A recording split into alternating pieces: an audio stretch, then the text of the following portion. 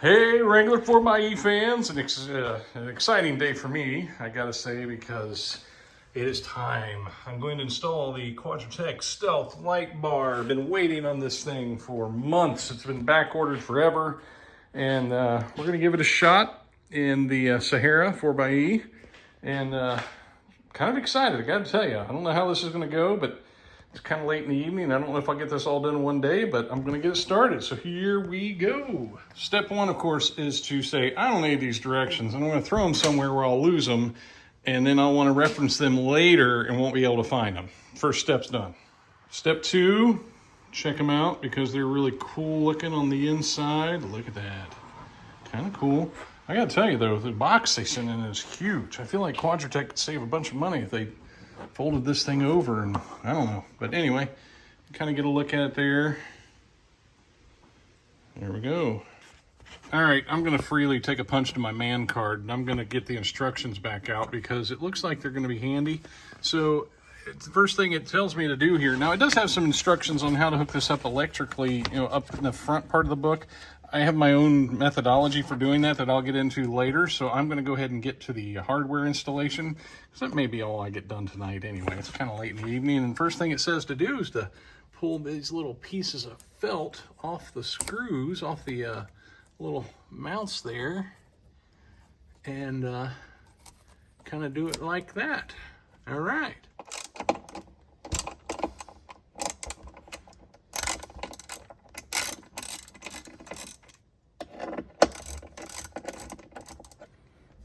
All right, the directions were confusing me just a little bit, but I think it says to remove the hardware using T40 socket, loosely install the supplied brackets as shown. This appears to be the passenger side, and that was confusing me a little bit.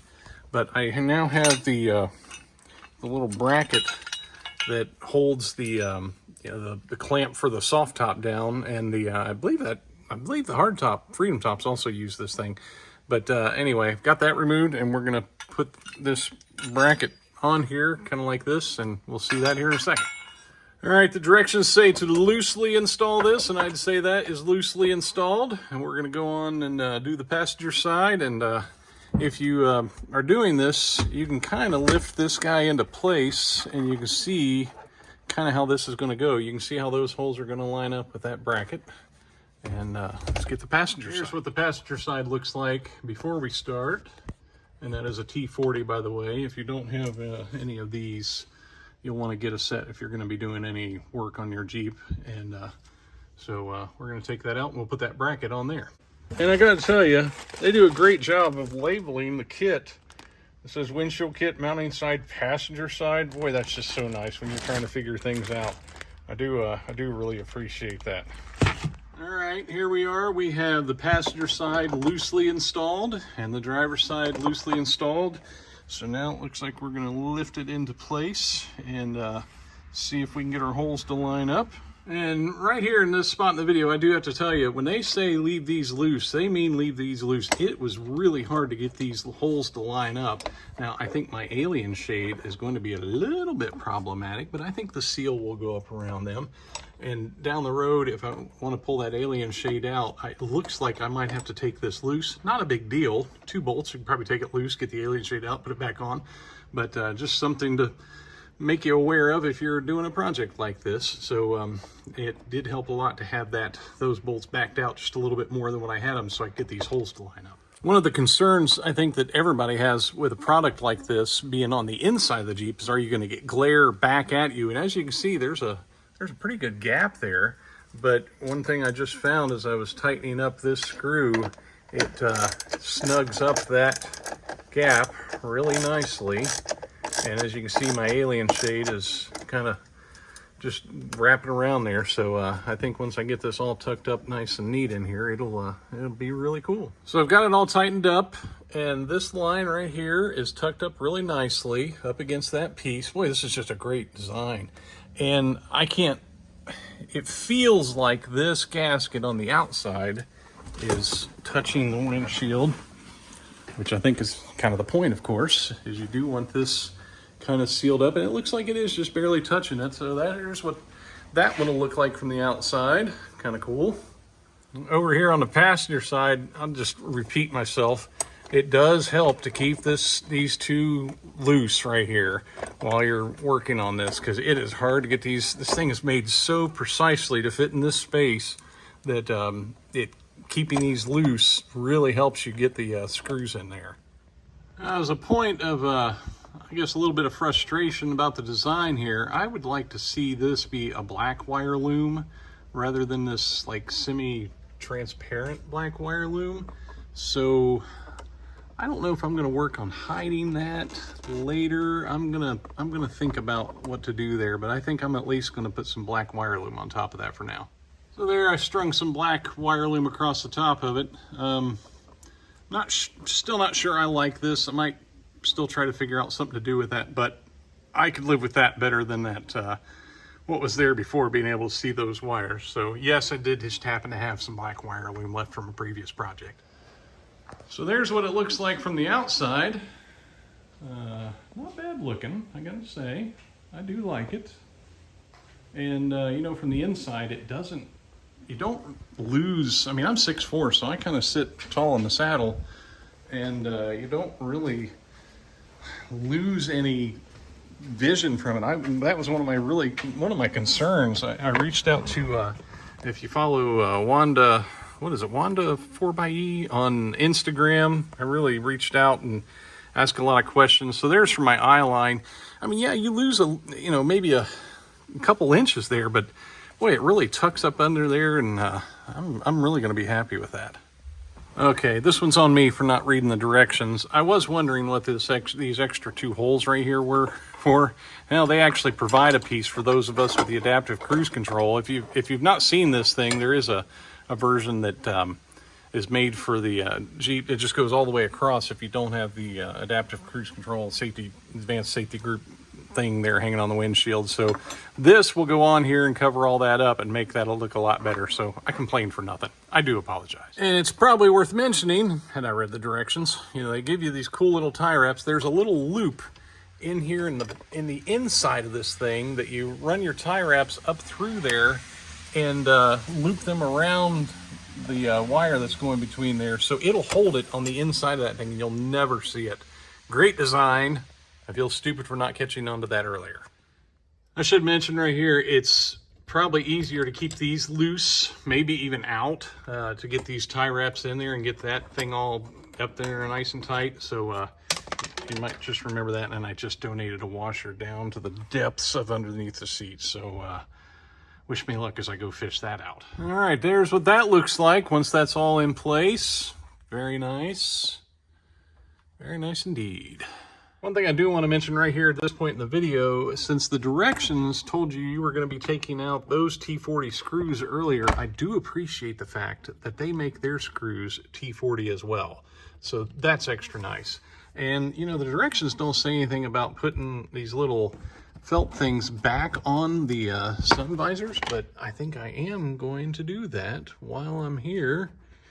Might as well, or I might have to get new ones. I don't know if these are going to hold up.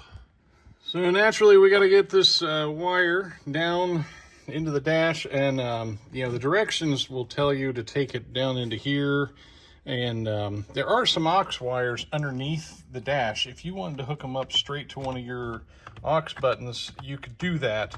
I have a little different design, and I'll show you a little later in the video. So I've got to get these wires down and get them through the firewall out to underneath the hood where I have a relay out there, or a relay box out there. So I'm really glad that this thing comes with the wire on the passenger side, because it really works out for my design. And what I'm doing right now, I've opened up these caps. The directions show use a fancy little pry tool. If you get a really small screwdriver and get it in here, you can pry that guy up. It comes up real easy. A couple 10mm screws. We'll take this loose and we'll get this whole thing opened up here. All right, I'm skipping a little ahead in the project here. Sorry, I had to kind of left you out for part of this, but I got the handle loose.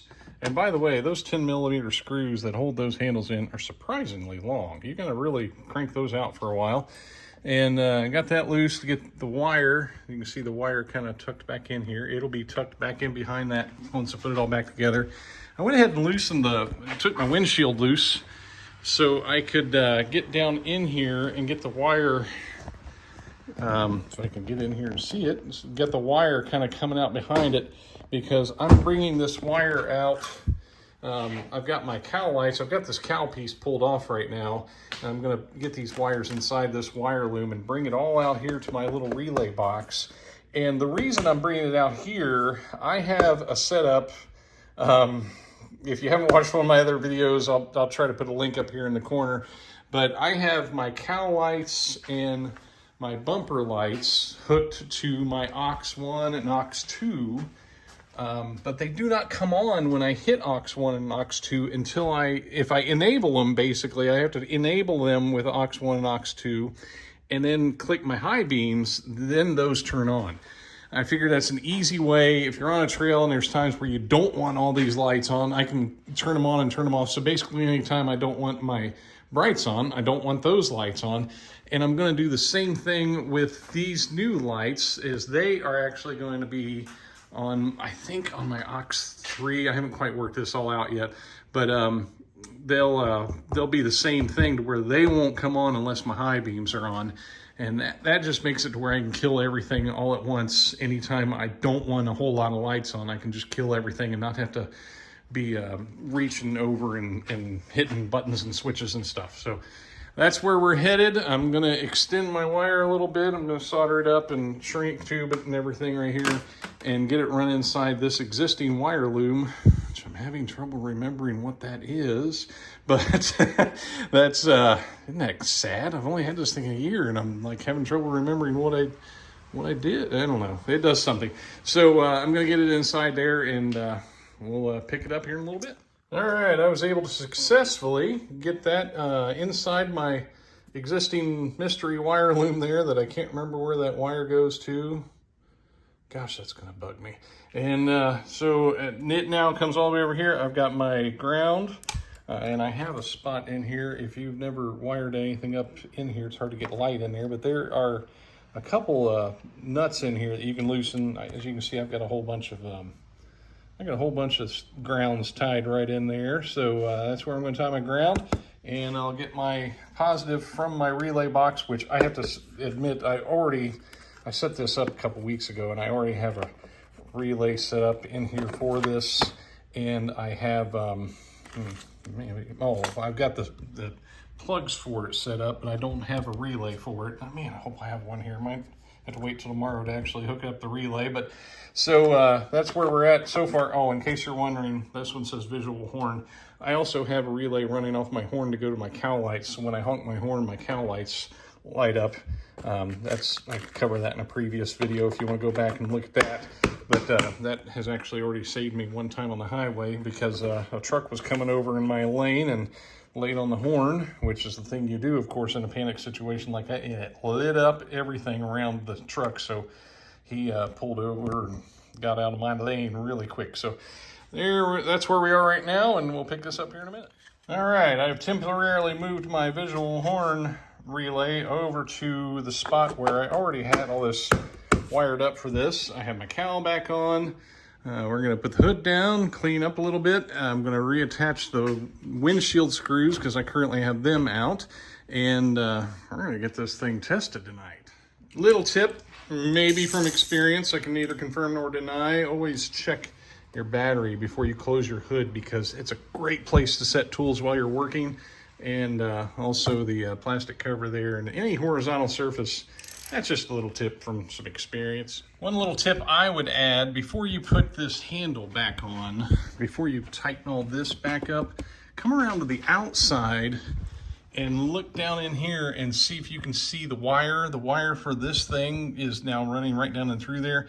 And before I buttoned it up, I could see a little bit of the wire and I just pulled it loose and pushed it on back in there. And so now it's all nice and hidden. Not that you would see that from 20 feet away, but I just kind of get into the details.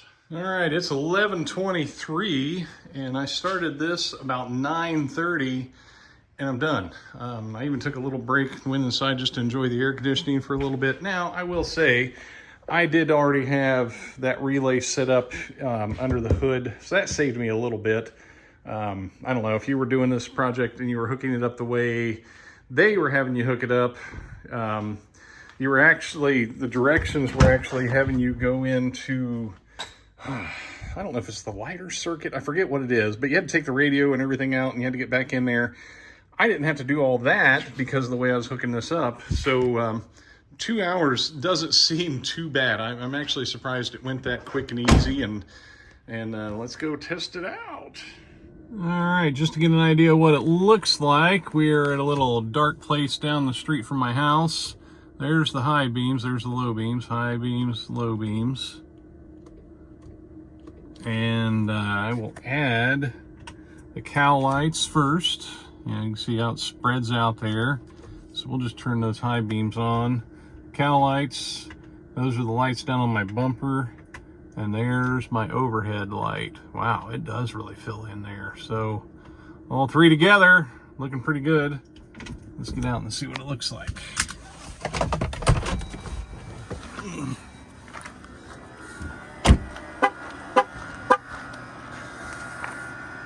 Not bad. Boy, those suckers are bright. Wow. They are, whoa, yeah, nice. And of course these do have an amber light, which the problem I have right now is if I want to do that, I have to have my high beams on. So I may try to figure out a way to be able to enable those without the high beams on.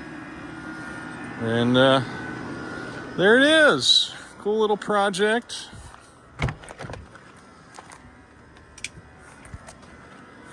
And I gotta say, really lights up the area in front of the vehicle really well. Color-wise, matches.